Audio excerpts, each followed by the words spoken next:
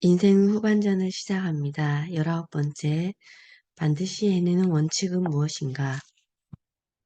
내가 비전을 위해, 사명을 위해 무언가를 시작하려면 정신적으로 나를 잡아줄 자질을 갖추어야 한다. 내 비전은 분명 타인에게 기여하기 위함인데 그것이 또 다른 어떤 것에 피해를 주면 안 된다. 내가 하고자 하는 길로 가기 위해선 힘든 일도 있을 것이다. 쉽게 가려는 유혹도 있을 것이다. 장애물을 만나면 주저앉고 싶을 때도 있을 것이다. 그래서 넘어지더라도 돌아가더라도 때론 조롱을 당하더라도 나의 마음을 지켜줄 지침이 필요하다. 첫째, 좋은 습관을 가지리라. 세상을 이롭게 하는 좋은 습관은 모든 성공한 사람들이 가지고 있는 공통된 특징이 있다. 바로 좋은 습관을 지니는 것이다. 벤저민 플랭클린은 매일 저녁 13가지 덕목을 점검하며 하루를 마무리하였다고 한다. 그 13가지 덕목은 절제, 과묵, 질서, 결단, 근면, 정의, 중용, 성실, 검약, 순결, 청결, 침착, 겸손이다. 이 덕목들을 지키며 그는 정치인으로서 민주주의의 초석을 놓았고 피레침 등 과학자로서 일상에 유용한 것들을 만들었다. 그 밖에 외교관, 언론인, 사회활동가, 사업가, 독립운동가 등 많은 일들을 했다. 그가 그 많은 일들을 할 수 있었던 것은 매일 점검한 13가지 덕목의 습관에 큰 기여를 하였다. 난 매일 아침 감사 제목 적는 것을 약 4년 하고 있다. 매일 감사 제목을 10개씩 적으니 호흡하는 것도 감사, 걸어 다니는 것도 감사하게 된다.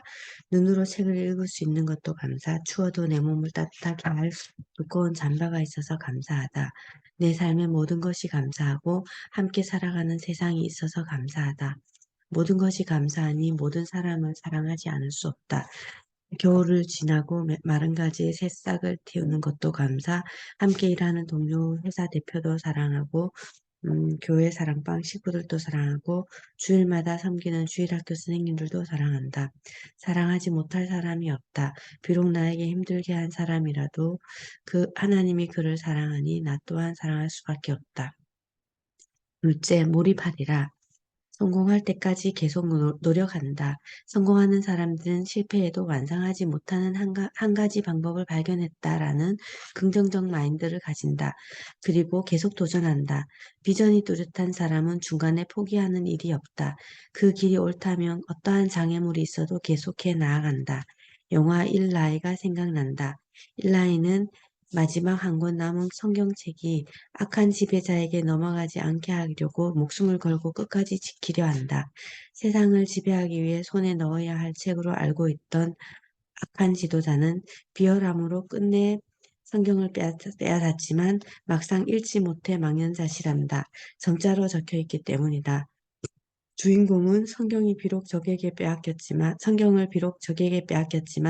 30여 년 동안 읽고 외운 말씀을 구술하여 받아 적게 하여 성경을 복원해낸다. 성경이 완성된 후 숨을 거둔다.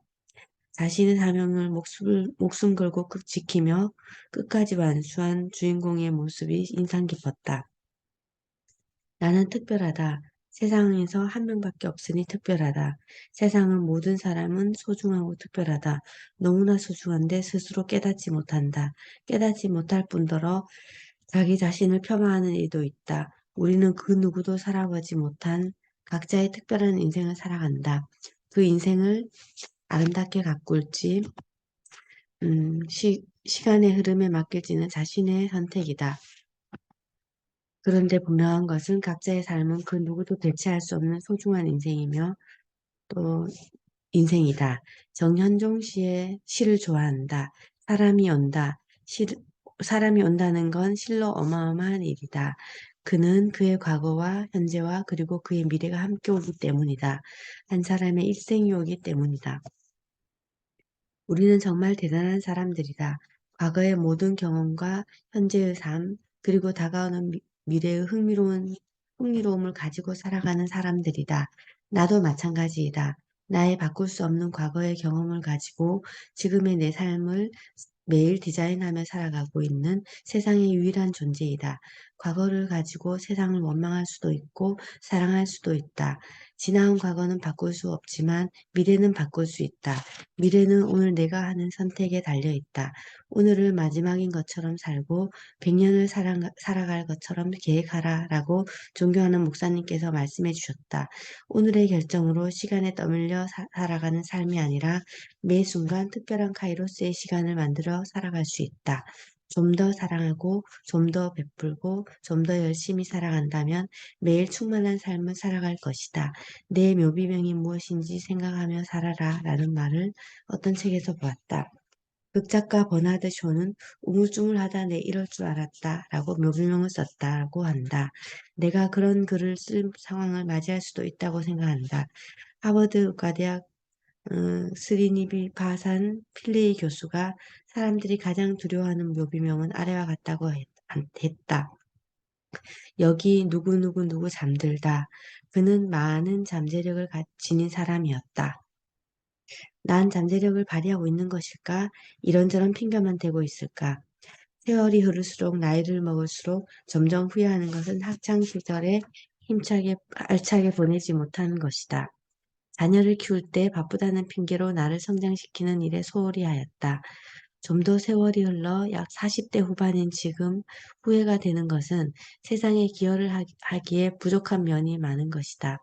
내 묘비병은 많은 이들을 옳은 삶을 살도록 도와준 사람이라고 쓰고 싶다. 이제 깨달았으니 시작하면 된다. 나도 내가 살아가는 모습으로 다른 사람에게 희망이 되고 싶다. 그들에게 희망의 메시지를 전하고 싶다. 나에게 숨겨진 무한한 잠재력으로 많은 사람이 희망을 품고 살아가도록 돕는 사람이 되고 싶다. 지나간 어제의 일에 후회하지 않고 아직 오지 않을 내일을 걱정하지 않을 것이다. 오늘이라는 선물을 소중히 사용할 것이다. 흘러가는 시간을 잡을 수 있는 사람은 아무도 없다. 보통 사람들이 인생의 마지막이 끝나면 분내지 않고 용서를 구하고 이웃을 사랑하고 어려운 친구를 돕고 살 것이다. 오늘이 내 인생의 최고 날이 되도록 후회 없이 살아가도록 노력하자. 셋째, 감정에 좌우되지 않는다. 순간의 감정으로 일을 그르친 사람들이 있다. 직장에서 상사의 꾸밈 꾸질함이나 가정에서의 폭력 등으로 화가 나거나 슬플 때 감정에 매몰되어 빠져나오지 못하는 경우가 있다. 슬픈 감정 속에 계속 매몰른다 해도 상황이 달라지지 않는다. 이 상황에서 내가 할 수 있는 최선의 일을 생각하면 좀 더 나은 방향으로 선택할 수 있다. 나 또한 꿈 더하기 도둑이라고 불리는 사람들의 말을 듣고 내 꿈을 접어버리는 일이 있었다. 꿈도둑들은 이렇게 말한다. 날고기는 사람도 많은데 날고기는 사람도 실패하는데 너는 별 수 없다. 지금 상황이 어떻게 한단 말인가? 이미 많은 사람이 하고 있는 일인걸. 지금 시작하면 망할 거야. 경기가 좋지 않아. 창업한 사람들이 90%가 폐업하는 거 안 보여? 넌 그걸 할 만한 능력이 안 돼. 그냥 하던 대로 살지. 내 마음에 새로운 것을 하려는 용기가 그들이 없앴다고 생각했다. 그러나 이젠 생각을 달리했다. 작업과 반응 사이에서 내가 선택할 수 있다. 나는 비전을 향한 선택을 할 것이다. 그들이 그렇게 말하더라도 나의 비전과 꿈이 확실하면 앞으로 나아가는 것이다. 내가 어떤 길을 선택하든지 언제나 나에게 틀렸다고 말하는 사람도 있게 마련이다. 조언은 구하나 결정은 반드시 스스로 한다. 감정은 사라지고 감정을 추스르고 현 상황에서 내가 해야 할 최선을 다하자 생각하자. 누군가에게 가장 위대한 업적이 있는 곳이 무덤이라고 말했다. 많은 사람이 꿈을 꾸고 비전을 이루려 하지만 이런저런 이유로 가슴에 묻고 살다가 죽음에 이른다. 순간의 감정에 매몰되지 말고 꿈을 향해 한 걸음씩 내딛는다면 마침내 원하였던 결실을 맞이할 수 있을 것이다. 반드시 해내는 원칙은 1. 좋은 습관을 가진다. 2. 몰입한다. 3. 감정에 좌우되지 않는다. 감정은 사라지고 결과만 남습니다. 오늘도 좋은 습관을 몸에 장착하여 어, 성실한 미래 또 마지막에 죽음에 이르길 때 즐거운 그런 미래가 되기를 바랍니다. 감사합니다. 오늘은 여기까지입니다.